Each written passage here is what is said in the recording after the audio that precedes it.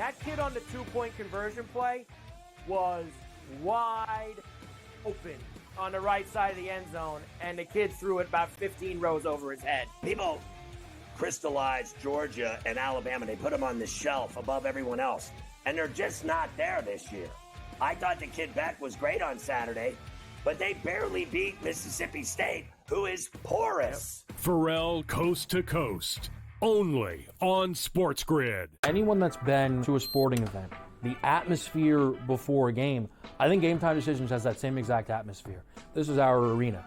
This is what we do. There is going to be an energy to Game Time Decisions that you will feel night in and night out. The excitement you get when you lock your bets in, when you're figuring out what you want to do, we can zone in on the biggest games each night. I want this to be the place that people come to before the games start so they feel as ready as possible to lock in their cards. We are going to hit every single one of those markets that you need to know about. We're gonna go through every single thing, and I've got a great team behind me that's gonna help me get the job done. There is not gonna be a better place, I promise you, than Game Time Decisions to get that new information, react to it, and be able to then bet accordingly. We will have everything at our disposal, and we will use that to our advantage. I'm Kevin Walsh. Tune into Game Time Decisions from 6 to 8 p.m. Eastern on SportsGrid. Look, Aaron Rodgers, it does seem like he really enjoys, people like us, Vinny, talking about him. I don't know what's going on here with Aaron Rodgers. I think there's some frustration settling in, and the Jets were not supposed to be this bad of a defense, right? They've had a lot of injuries. Maybe that's the thing here. Robert Saleh's influence is there. I know they have their defensive coordinator running things, but now he's distracted. Newswire, only on SportsGrid.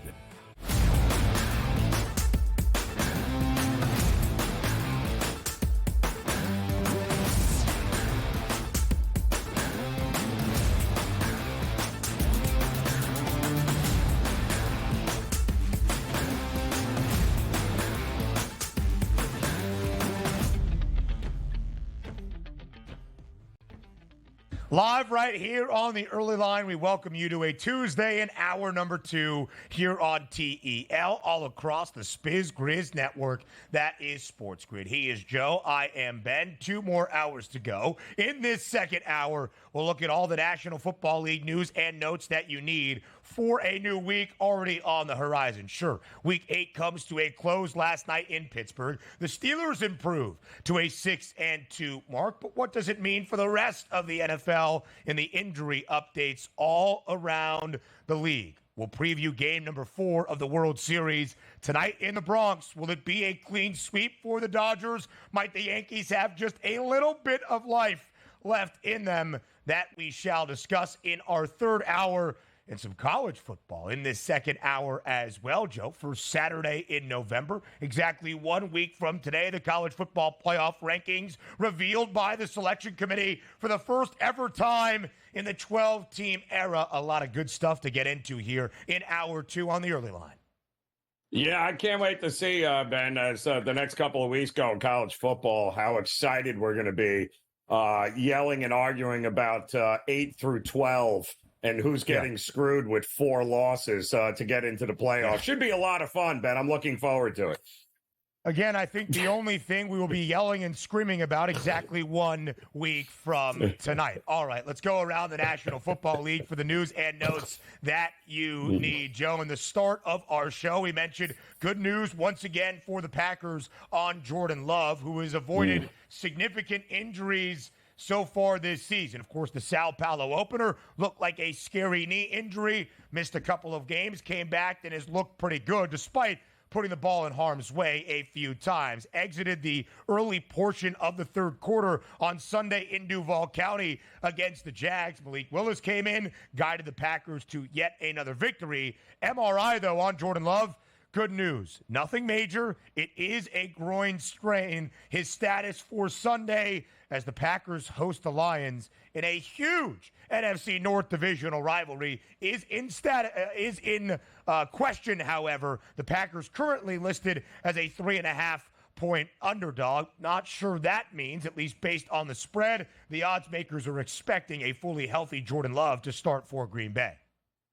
That's good news. I'll believe it when I see it, though, Ben, because that limp that he had going on there. No, I thought he had hurt his knee originally, right, weeks back, and missed a couple of games.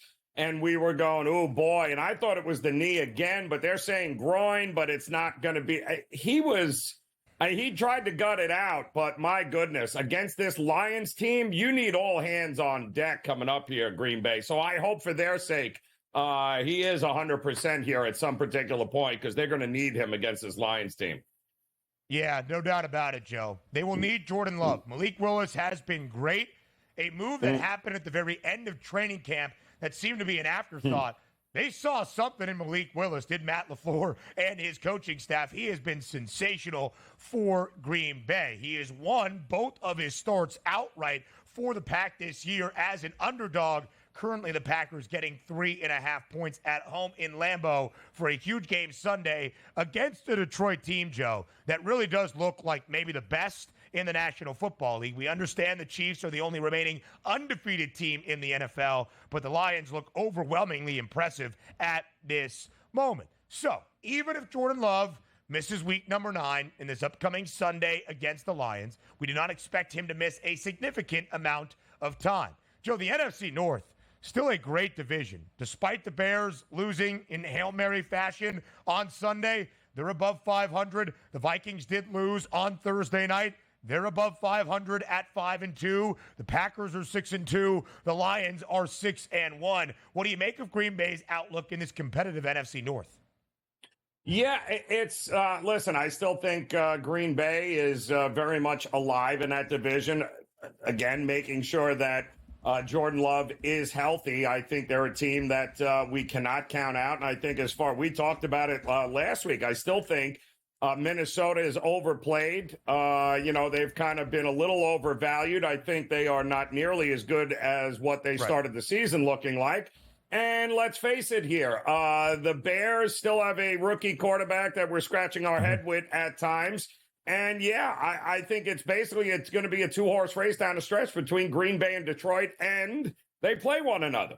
So the Packers certainly, I think, have an opportunity here to grab the NFC North title for sure at plus 300. The Green Bay Packers playoff price off the board right now on FanDuel, but that was the last updated number we had at minus 250. The Vikings are minus 245. The Lions, who are in the first place in the NFC North and the divisional favorites, have a minus 1,400 number to reach the postseason. Detroit right now minus 130 to win the NFC North, hoping to make history again, winning back-to-back divisional titles after it took them 30 years to even win one divisional championship in the National Football League. But I mentioned all of those minus money playoff prices because we're going to see, at least it would seem right now, 3 of 4, if not maybe 4 of 4, but 3 of 4 teams out of the NFC North reach the playoffs. The Bears at plus 290 despite the winning record. So that's the quarterback status in Green Bay. If Jordan Love cannot go, they'll monitor his status all week long leading up to that Sunday game against the Lions. It will be Malik Willis. Always good to have a backup you can count on. Willis has been that guy for the Packers. Of course, that guy for a variety of organizations in the last 5 to 6 years has been Joe Flacco. The Colts play on Sunday night against one of those teams from the NFC North in Minneapolis against the Vikings. Minnesota, 5.5-point home favorite. And Shane Steichen telling reporters yesterday, Joe, that quarterback Anthony Richardson, if he will start on Sunday in Minneapolis, quote, we're evaluating everything. Not exactly a vote of confidence for AR. Not sure he deserves one after the performance on the field or taking himself out of the game after a couple of lengthy scrambles because he was winded. Joe, what should Indy do at the quarterback spot? Flacco or Richardson? Well, I don't know. It depends. Do you want to win games? If you want to win games, then put Flacco in. If you want to continue to go through the ups and downs and roller coasters of a quarterback that played exactly 1 year in college, man, 1 year in college, and looks, sounds, acts like an immature rookie quarterback, not somebody I would want leading the franchise, then play Richardson. But I think if you're serious about making a run at the playoffs, The Flacco's, they're a better passing offense in a passing league. Yeah. Now you have a healthy Jonathan Taylor. They're much more dangerous with a guy that can actually throw the ball and knows where it's going, and that would be with Joe Flacco. This is why the situation last year in Indy pouring over into this year is incredibly compelling. This is AR's de facto rookie season. He is playing like a rookie. He needs to be coached that you should not tell the media everything that is on your mind, saying, I ain't going to lie, I got tired. We appreciate the honesty. AR shouldn't have offered it up. But the fault, Joe, of Anthony Richardson coming out of Florida, only one full year as a starter, and looked inexperienced despite what he could do, right? Those flashes of brilliance with the arm and the athleticism. His completion percentage in college was 53.8 in his only year as a starter. That kind of stuff, accuracy, completing the football, does not often improve in the NFL. It is 48.5. He has played in 6 full, healthy games this year. Anthony Richardson has 10 completions or less in 5 of 6. So you want to see him work through things. You thought that would have happened last year. And Gardner Minshew was out there and led the Colts to a 9-8 record. But it almost gave this Indy fan base a taste of hope to see how brilliant offensively Shane Steichen is. And then we've seen Flacco win a few football games this year. It's not a recipe of success for the Colts, and it's not one that's great for the future of Anthony Richardson. More coming your way next. Nope.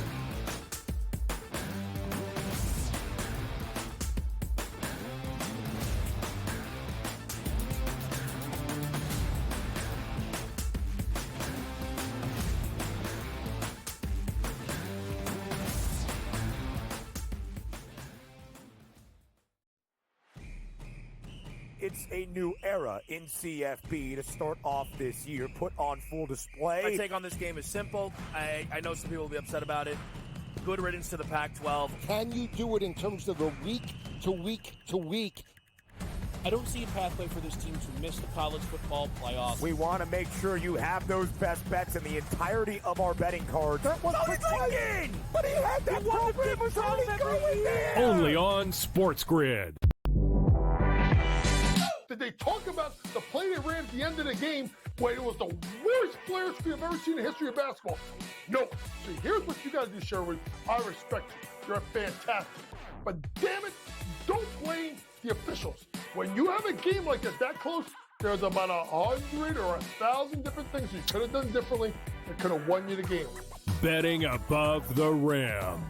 Only on SportsGrid. I tend to do this a lot, by the way. I do it more in baseball with the anytime home run, where I may play 4 players hit home run. I call it covering the board. You know, if I take 4 players, bet the same amount on each, I only need to hit 2 of them and I win money. He's already got, 438 rushing yards on the season. He's looking like the old LT days where the Chargers were able to have that strong, dominant running back. Game time decisions. Only on SportsGrid. They lost in Neyland to Tennessee, 24-17. Again, and look, that puts Alabama in a very tough spot. I was looking at the SEC standings just before. They've got 2 losses now in conference because they lost that Vandy game. They're still one of the top-ranked teams in the country when they lose. Everyone else drops like a brick when they lose, except for Alabama. Pharrell Coast to Coast. Only on SportsGrid.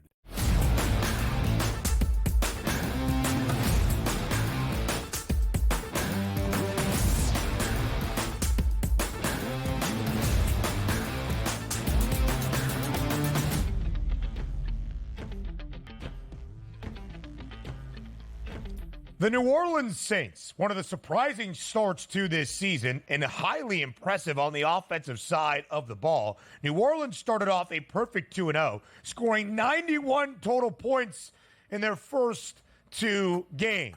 From that point, the Saints have not won another football game. 6 consecutive losses for New Orleans. A lot of this 6-game skid has been marred by injury, and that is mainly at the quarterback spot.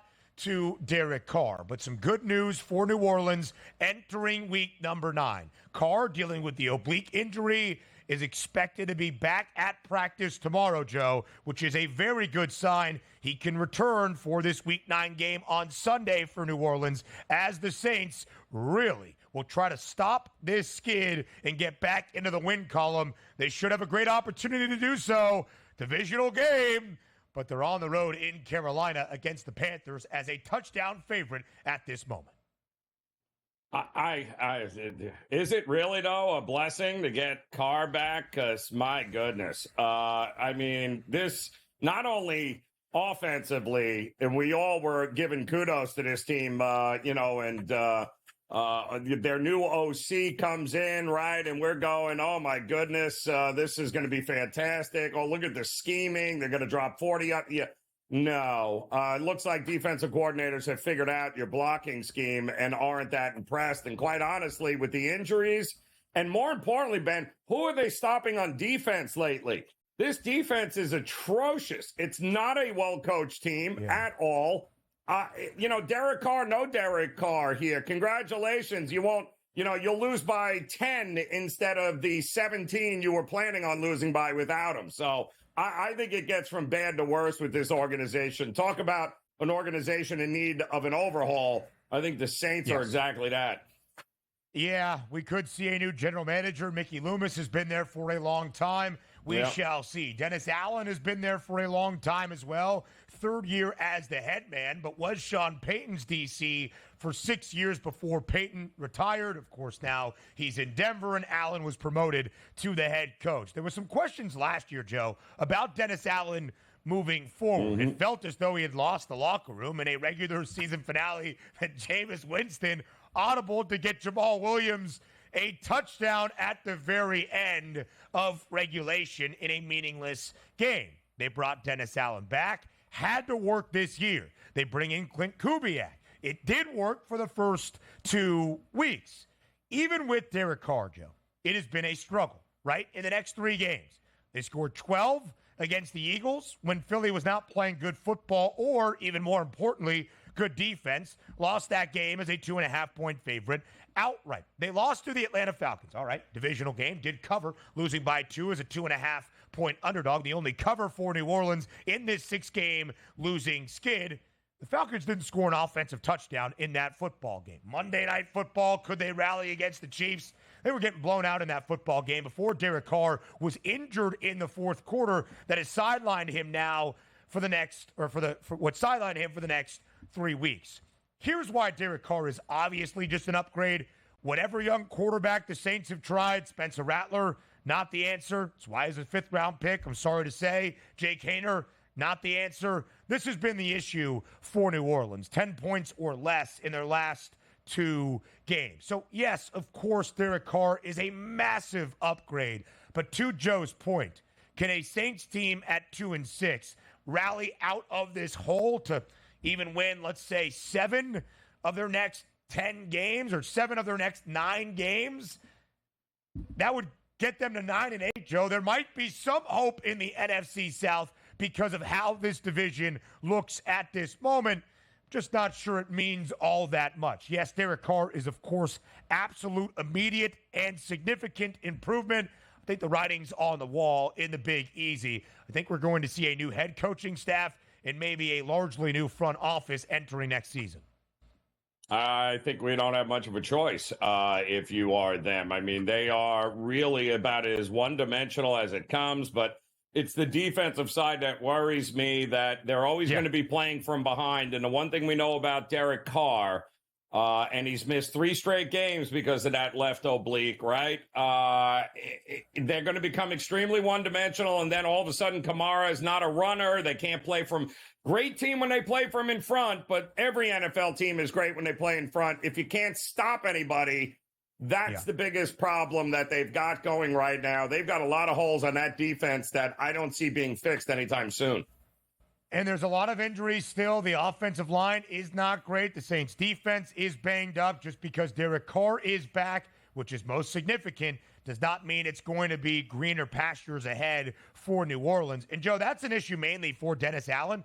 The Saints are allowing 25.8 points per game, bottom 10 scoring defense currently in the National Football League. If that's your area of expertise, that should be the one thing that did not drop off this year.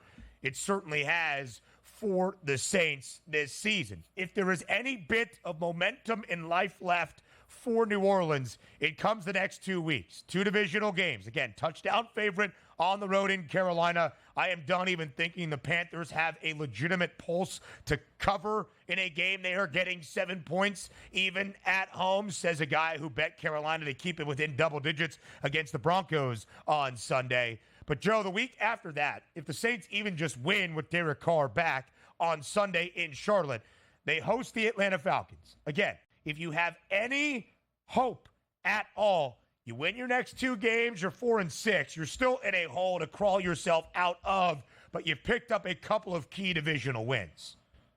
Yeah, well, you're gonna have to here, but don't forget they also lost one of the big reasons, Ben, they had so much success early was Rashid Shaheed being able to stretch the field and Carr being able to get him. They don't have that anymore. He's on the shelf. He's out. And I think, what do they have? Marquez Valdez-Scantling they had to sign off the scrap heap. I mean, this is not exactly the same offense that Carr's walking back into either, but they can certainly put up some points with him. They're going to have to against a team like Atlanta, aren't they? The Falcons are minus 370 to win the NFC South. Is that because Atlanta has looked like a world beater? No. It's the Bucs are super banged up. The Saints have been dismal. And then there's the Carolina Panthers. Good for Atlanta. This is what you wanted when you got Kirk Cousins. The path is clear. Plenty more around the NFL next.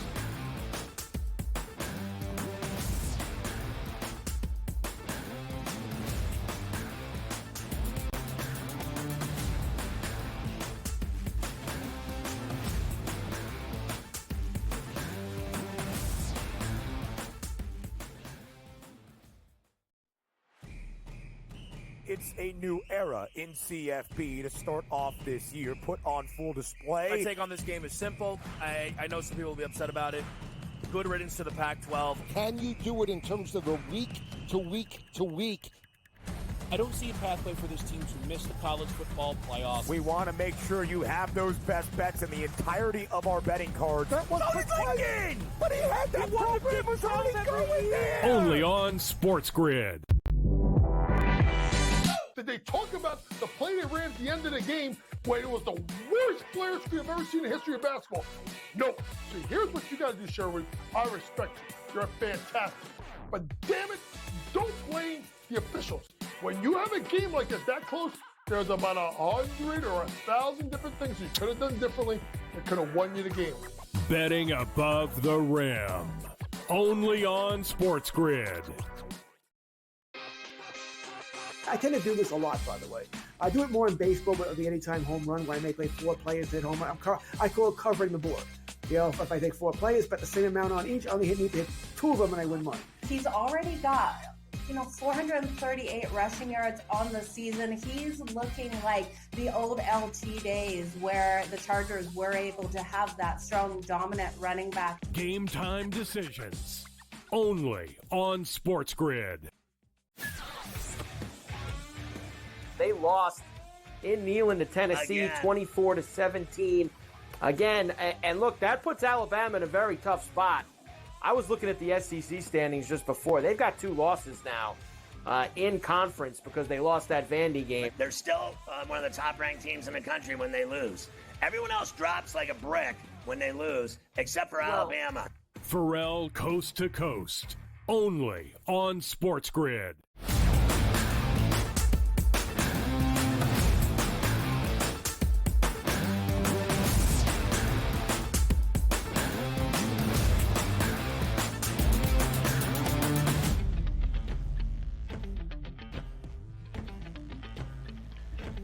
NFL headlines from a Monday now into a Tuesday. The first one just makes you chuckle. Again, it was a dramatic, meaningful, awesome play that will be remembered in the history of the NFL. The Hail Mary on Sunday in Landover, Maryland. Jaden Daniels tipped up into the air and into the welcoming arms of Noah Brown for a walk-off Hail Mary to beat the Chicago Bears in a matchup of 1 versus 2, 18-15. But part of the reason it will also always be talked about is Chicago's corner in Tyreek Stevenson, chirping fans as the ball was snapped to realize, I got to get back and do something. Let me go try to tip it. I kind of whiffed and hit it up into the air. Noah Brown caught it. Tyreek Stevenson, to his credit, did apologize both to his Bears teammates and Chicago fans yesterday. Matt Eberflus was kind of detailing what the apology was and said that Tyreek Stevenson took accountability, and that was important, but told his teammates it would never happen again. Good. It should never happen again, first and foremost, but if you're in the opportunity for it to happen again, that's also an issue for the Bears. Oh, man, maybe one of the funniest plays in the history of the NFL. And, the crazy part here, Ben, is he was in position to make the play, and he misjumped, and he mistimed it. So, he could have, it wasn't like he was totally out of position, like he had the opportunity still to make the play, and you didn't make the play. So take responsibility for not actually timing the jump correctly and batting the ball down more than anything else. Unbelievable, Ben. But was he slightly out of position, thus mistiming his jump because he's jawing with Commanders fans in the stands? Again, my favorite thing about this play, please go look at the memes, please go look at the photos. Bears fans sitting right behind the end zone saying, Tyreek, the play is happening. Get over there. Go. And he goes and then makes yet another blunder. Part of that is on Tyreek Stevenson. Again, I still think that Matt Eberflus needs to be held accountable as well. He brought 3 guys with 4 guys on the line of scrimmage and dropped back a spy like it was 3rd and 8 and Jaden Daniels might take off up the gut.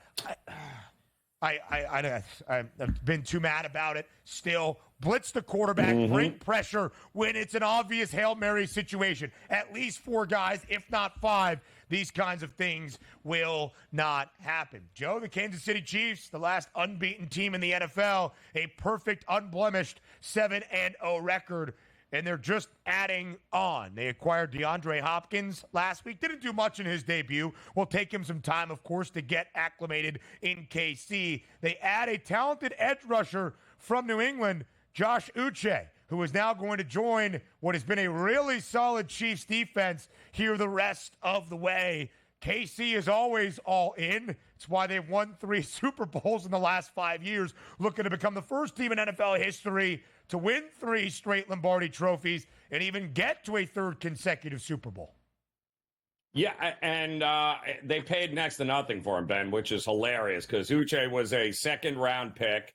He's only making $3 million this year. He's basically a rental. The Patriots weren't going to re-sign him or give him a new deal. But to get only a 6th-round pick, that is a pretty low price to pay for a team going for its 3rd consecutive Super Bowl championship, and a guy that has shown just a couple of years ago he's capable of double-digit sacks and pressures.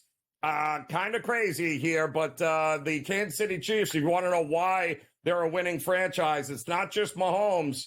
It's because they're willing to go out and bargain shop and get guys like Uche and D-Hop and others to bolster the team when it matters the most.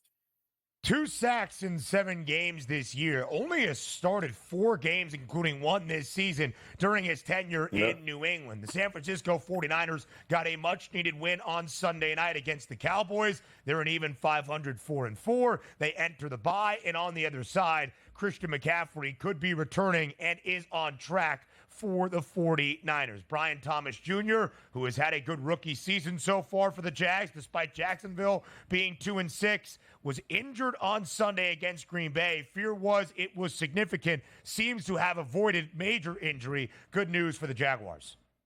Yeah, but they ended up losing Kirk, so not great news for the Jaguars. Altogether, not great news for the Jags here. But good to see Brian Thomas Jr., who I think is going to be a stud in this league for years to come. Who's going to be calling his plays? That remains to be seen. Only a matter of time. before Doug Peterson is handed the pink slip, I do fear. An early look at Thursday Night Football in a big one. Next.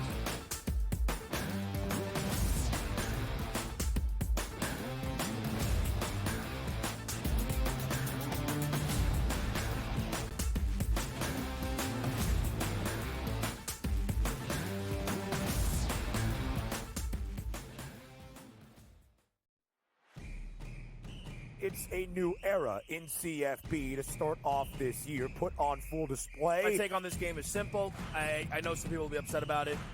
Good riddance to the Pac-12. Can you do it in terms of a week to week to week?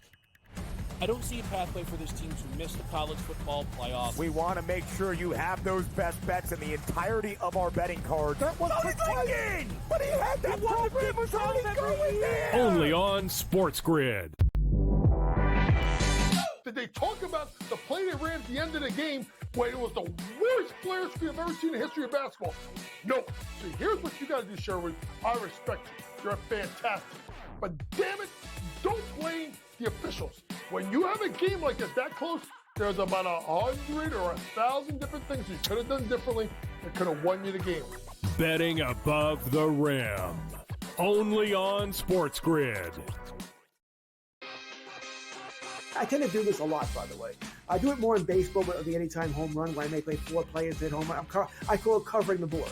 You know, if I take 4 players, bet the same amount on each, I only need to hit 2 of them and I win money. He's already got 438 rushing yards on the season. He's looking like the old LT days where the Chargers were able to have that strong, dominant running back. Game time decisions. Only on SportsGrid. They lost in Neyland to Tennessee, 24-17. Again, and look, that puts Alabama in a very tough spot. I was looking at the SEC standings just before. They've got 2 losses now in conference because they lost that Vandy game. They're still one of the top-ranked teams in the country when they lose.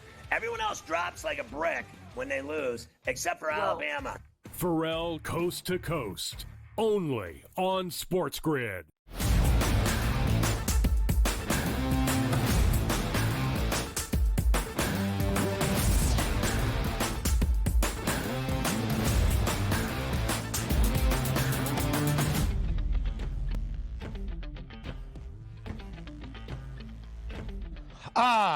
Here we are yet again. A new week in the National Football League is on the horizon, just over 48 hours away. For the second time this year, the New York Jets hosting a short week Thursday night football game. The Jets did beat the Patriots the last time this happened.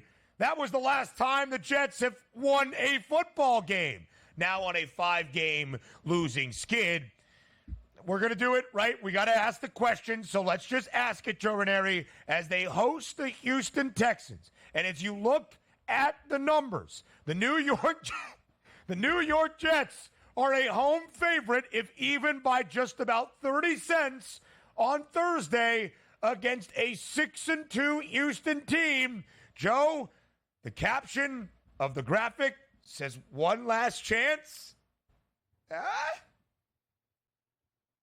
Absolutely not. In no way, shape, or form are we thinking the Jets are backable in any way. Now, the only problem here, and let's face it, I think we can all admit the Jets have hit rock bottom. At least I think that is rock bottom. Losing to the Patriots as a touchdown favorite is rock bottom, people, with the talent they have on this team. But you'd be crazy not being worried about the Texans here. Stephon Diggs, gone this week, non-contact knee injury. Nico Collins is going to miss at least another game, which means you're going to have to rely on what? Joe Mixon and C.J. Stroud against that Jets pass rush, who will have. Did Hassan Reddick play, by the way? Anybody seen Hassan Reddick? I've been looking on him in the back of milk cartons because somebody said he might have actually been in the game, but you wouldn't know it. In fact, you wouldn't know he was even on the team, much less actually on the football field here. This is a tough game, Ben, because both teams I can't trust at this point. Again, the Texans couldn't cover against Indy. They barely won there, and the Indy quarterback was exhausted and still they couldn't pull away in order to beat them. So I think Houston normally is an easy choice here. But, Ben, there's a lot of concerns with this Houston team heading into it on a short week.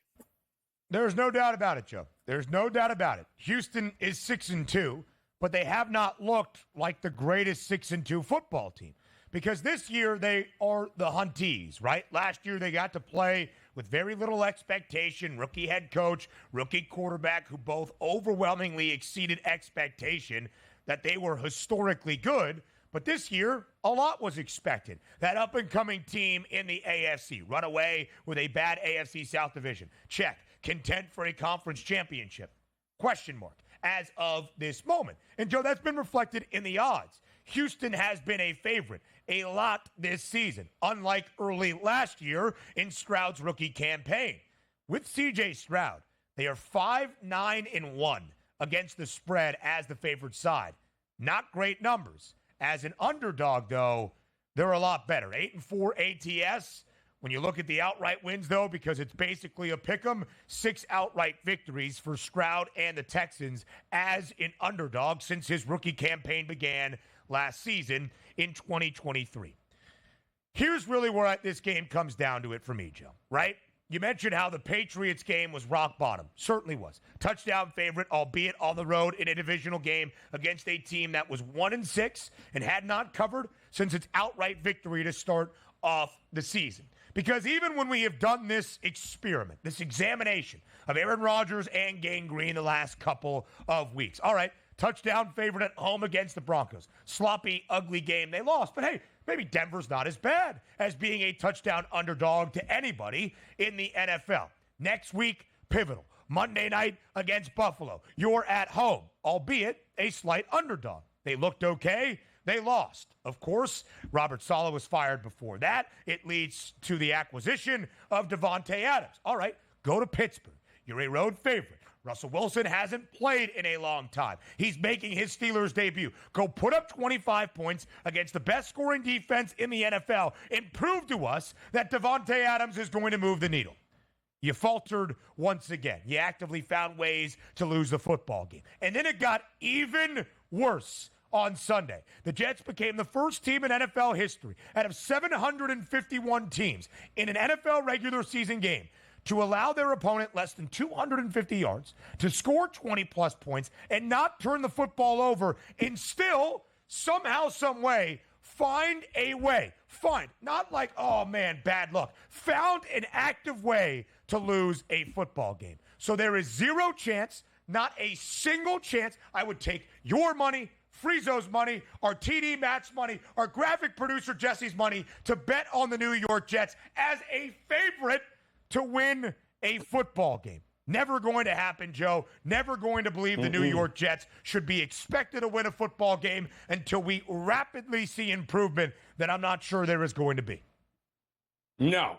And especially not since when they fired Saleh over the last 3 weeks, Ben. They are now 26th in rushing defense, 27th in defensive success rate. They're seeing teams run at least 30 rushes a game on them. The defense is getting tired. They're out on the field all the time. Couple the fact with the offensive inability to be consistent and stay on the field at all. This defense is in. This is a Joe Mixon game in a big, big way. I don't even know how we're at 42.5 points if we're being honest here. Ben, I really don't. So that I agree with as well, Joe. I'm not exactly sure how we get to that number because, again, the New York, we've been together on these Tuesdays the last few weeks, right? 2 of the last 3 weeks where we have seen Robert Saleh be fired, rather shockingly based on timing and the acquisition of Davante Adams. And, Joe, we have debated the outlook for the Jets. Would any of this matter? Would it make the Jets a playoff team at bare minimum? Maybe even flirt with a winning record to resurrect their season and try to snap a 13-year playoff drought? The answer has been a resounding no. Nope. Not a literal chance. So we're doing it kind of, but we're really not doing it because we are both hammering the New York Jets in this examination. But, Joe, the one thing we said about Davante Adams, he was going to make a positive impact. We thought, right? But if he's going to make a positive impact, then the Jets need to be scoring 28 points per game. They're not. They haven't looked very good offensively. They have not looked very smooth offensively. Devontae Adams had 4 grabs for 54 yards, but Garrett Wilson was still the leading receiver. They're like kind of going to Breece Hall, but they're certainly not giving their talented young running back enough touches. Aaron Rodgers did throw the football 40-plus times on Sunday against New England, only 28. He didn't turn the football over. He looked pretty good, multiple touchdown passes, and yet they still lost. So I don't know what the Jets can do. And, Joe, we joked about this because Jeff Ulbrich, the interim head coach, and, oh, by the way, it kind of turns out that when you have a coordinator become an interim head coach, some of his responsibilities on a week-to-week basis kind of get lost in the shuffle, you don't say, was talking about Greg Zuerlein and how awful the Jets kicker has been this year. Another missed field goal and another missed extra point against New England on Sunday. And all of the sweeping changes we have seen to this franchise in the last month, the fact this guy still has a job, I'll never understand it. But 6 missed field goals, a missed point after, and yet he's talking about accountability, and people are asking him, well, how can you talk accountability when you still have Greg Zuerlein rolling out there, missing kicks left and right and costing you games? Yeah. And his answer was, well, sometimes it's not about the results. It's about the effort. He puts the work in. So apparently results don't matter in the NFL, apparently. The one position more than most that should matter results-wise is a kicker. We anoint wins and losses to a quarterback, but there's a lot happening around the QB. He is held responsible. It's the most important position. What was the effort that Greg Zuerlein has provided in practice? He did a really good job setting up the net. Now, I'm a kicker guy. I'm a Big Ten guy. I'm a special teams guy. But, that's ridiculous. All team. Texans money line, alt them up. We're going to have a good time. College football next.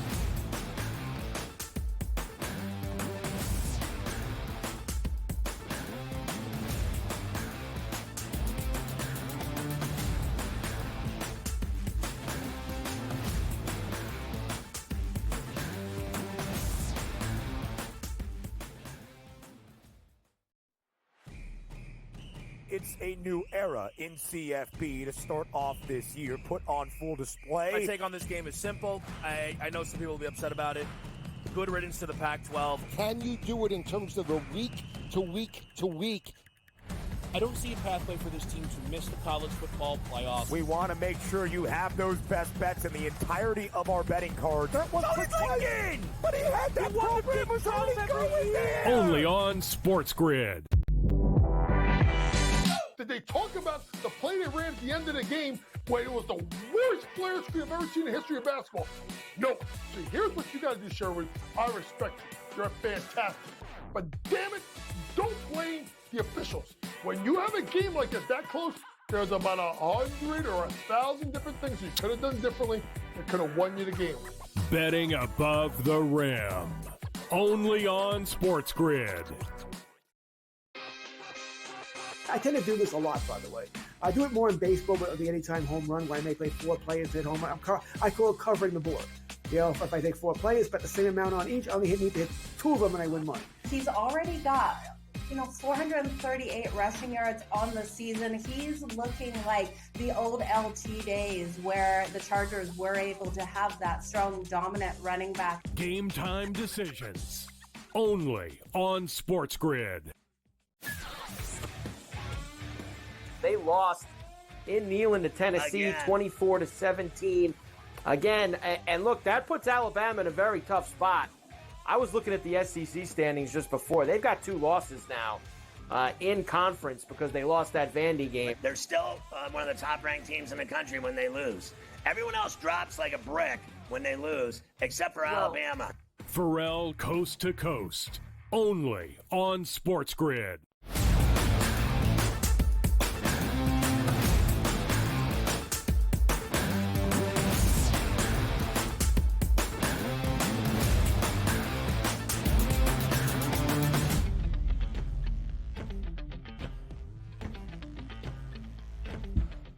I mean, let's get you set for Saturday, the first one in November. Week number 10, somehow, some way, already in this 2024 college football season. Now, Joe, I'm hoping for a great game in Happy Valley on Saturday, noon Eastern time kick between third-ranked Penn State and number 4 Ohio State. The Buckeyes still a road favorite, laying 3.5 points, total reflective of a Big Ten football game, 46 and a hook. I hope it is close. I hope it is decided by a single digit, maybe around a field goal. And we'll get to the breakdown, the X's and O's and the key matchups that will dictate the actual outcome. But shall we start with the narrative, my friend? Because, the narrative on Saturday for both of these head coaches in a monumental spot. By far, the game much more important for Ryan Day and Ohio State than the Nittany Lions. Penn State is perfect this year. They are undefeated. They are 7-0.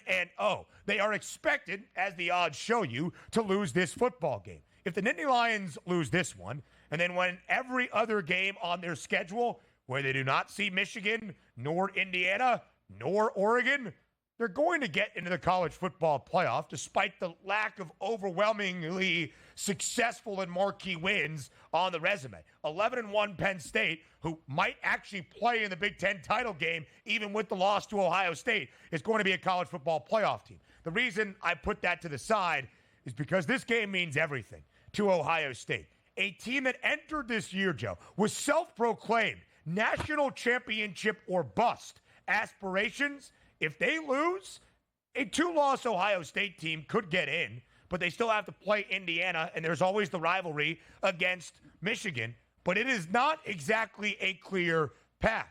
And if Ryan Day loses this football game against number 3 Penn State, he will be 2-7 against top 5 opponents in his 6 full seasons with the Buckeyes.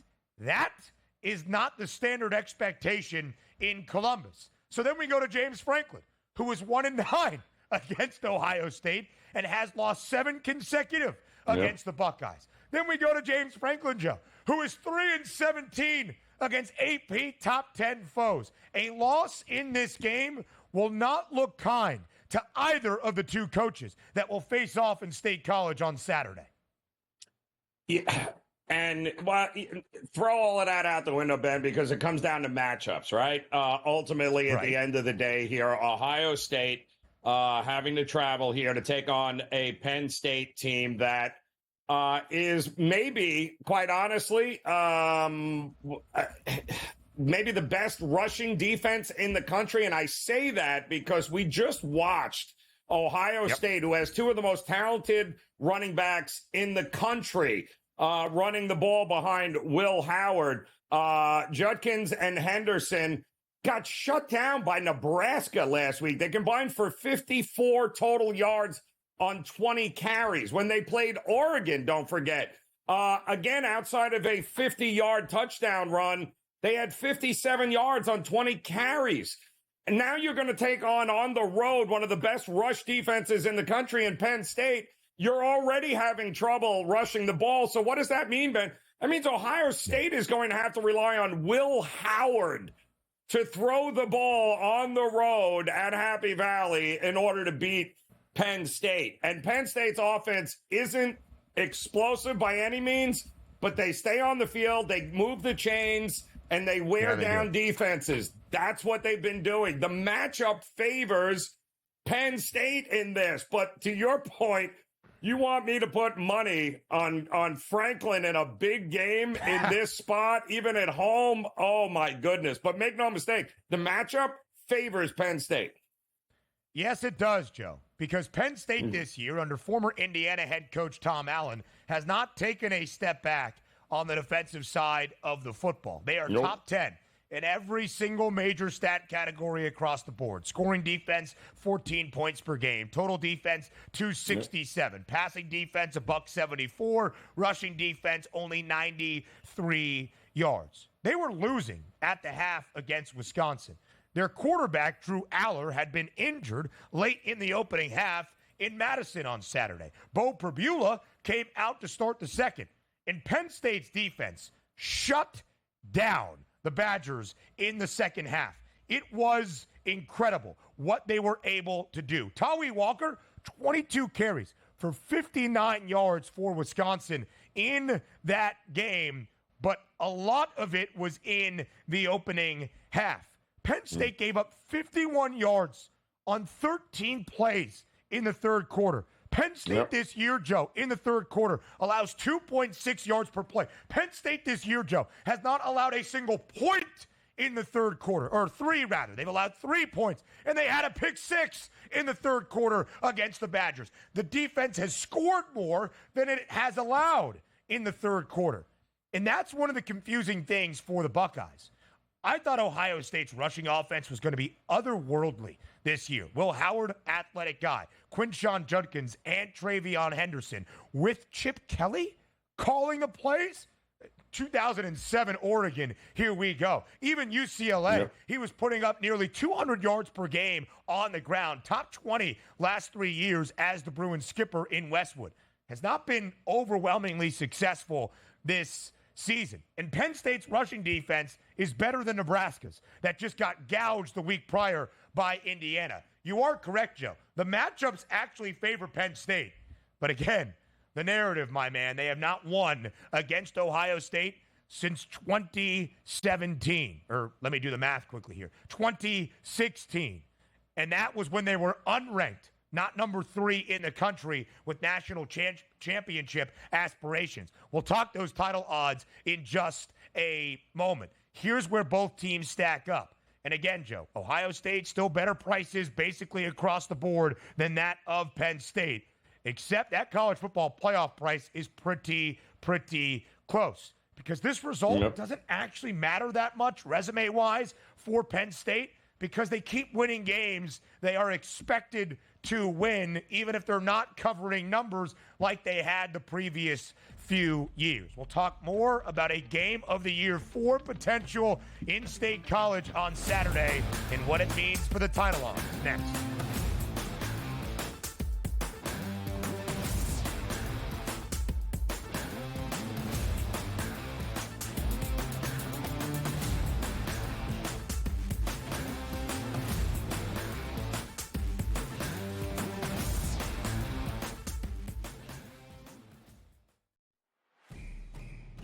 It's a new era in CFB to start off this year, put on full display. My take on this game is simple. I know some people will be upset about it. Good riddance to the Pac-12. Can you do it in terms of the week to week to week? I don't see a pathway for this team to miss the college football playoff. We want to make sure you have those best bets in the entirety of our betting cards. That was thinking! But he had that program was already going there! Only on SportsGrid. Did they talk about the play they ran at the end of the game where it was the worst player screen I've ever seen in the history of basketball? No. See, here's what you got to do, Sherwood. I respect you. You're fantastic. But damn it, don't blame the officials. When you have a game like that close, there's about 100 or 1,000 different things you could have done differently that could have won you the game. Betting above the rim. Only on SportsGrid. I tend to do this a lot, by the way. I do it more in baseball with the anytime home run, where I may play 4 players hit home run. I call it covering the board. You know, if I take 4 players, bet the same amount on each, I only need to hit 2 of them and I win money. He's already got 438 rushing yards on the season. He's looking like the old LT days where the Chargers were able to have that strong, dominant running back. Game time decisions. Only on SportsGrid. They lost in Neyland to Tennessee, 24-17. Again, and look, that puts Alabama in a very tough spot. I was looking at the SEC standings just before. They've got 2 losses now in conference because they lost that Vandy game. They're still one of the top-ranked teams in the country when they lose. Everyone else drops like a brick when they lose, except for Alabama. Pharrell Coast to Coast. Only on SportsGrid.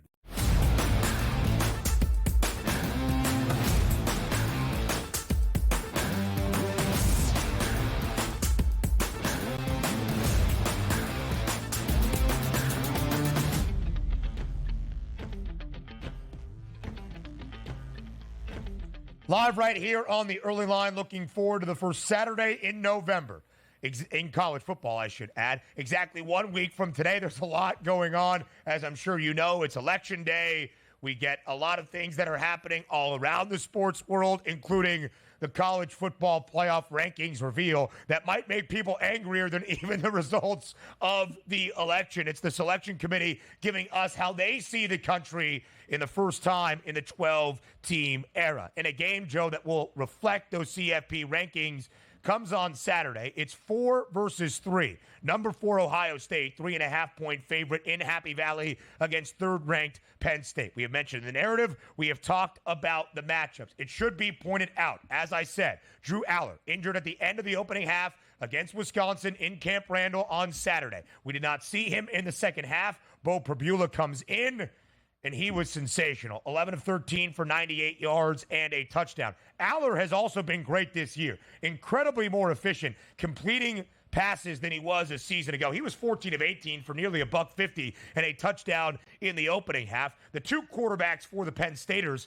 had 6 incompletions as a team. And, Joe, that makes things compelling for the Buckeyes, as James Franklin told reporters yesterday that Drew Aller is improving. He is going to be considered a game-time decision. Who does Ohio State even prepare for? Well, that's the big question. You're going to have to compare for both, because we already know Franklin's telling us, you know, listen, Alar's played enough football for us that we can take this timeline all the way up to the game. So that doesn't help Ohio State, because Ohio State's got to look at 2 totally different quarterbacks here. And we just watched, we watched the backup go into Camp Randall in the second half and was absolutely phenomenal, but different than Aller. So this is not easy for Ohio State. And if I'm Franklin, even if I know Aller's playing, am I really mentioning anything until game day? Absolutely. For sure not. And you might still see both guys play at some point in that game. For sure. And you have throughout this year. Bo Prabula has played. It is the genius of the offensive coordinator, Andy Kotelnicki, in his first year in state college, coming over from Lawrence, Kansas. He is a genius. And he's got guys that can do a little bit of everything. Tyler Warren, Penn State's tight end. He can throw. He can catch. Yep. He can run. He literally does everything. Nick Singleton lined up in the slot and caught Aller's first half touchdown, one-handed spearing it. I mean, this team is legitimately talented offensively and is great on the defensive side of the football. So, Joe, again, a huge game for the college football playoff rankings and the chase for a college football playoff national championship. Ohio State has not looked great the last 3 weeks. Lost to Oregon in Autzen. Bye week. Did not look good as a 25.5-point favorite at home against Nebraska. And yet, silver lining, despite many in Columbus being unhappy with Ryan Day and being justified in such, Ohio State has the second best price to win a national championship. A 4-1 number, less than $0.50 behind Georgia. Even in front of Oregon, despite losing the head-to-head to the Ducks, I would say the Ducks are a much more balanced team at this juncture at the end of October. Joe, if you had to make a wager right now, entering the month of November, our final of the regular season in college football, what do you think is the best bet on the board? The University of Miami. Simple. At 16-1. Because their path is the easiest, is it not? Yeah. They don't have to play Clemson. I mean, they're in all likelihood going to, well, they should. I don't think they're ever going to be a dog here, Ben, unless I'm missing something on the rest of the way. So, and that offense has proven, good luck. They're going to be able to drop points on any of those defenses that they play here. And the defense isn't bad either. You know, the U, any of us, we keep waiting for the wheels to fall off because that's what history has been for the U. But there is no doubt they have a Heisman quarterback right now playing at a ridiculous level with a ton of experience and weapons all over the place. They're a very dangerous team and should not be at that price. Joe, there are 2 teams favored to go undefeated this year. Oregon at a greater than 2-1 price. Ducks 15.5-point road favorite in the Big House against Michigan this weekend. After that, it's really Washington that provides the test in a rivalry game for Oregon. Miami is the other, minus 174. Miami is a 20.5-point favorite at home against Duke this weekend. Then they play Georgia Tech. We know that the Yellow Jackets are always a great underdog. Then a bye, and it's Wake Forest and Syracuse. They're going to be a double-digit favorite in every game the remainder of this year, and they need just 4 more wins to be unbeaten. And, Joe, it's not just an ACC title. It's an opening round bye in the college football playoff. I like your thought. Hour 3 is up next.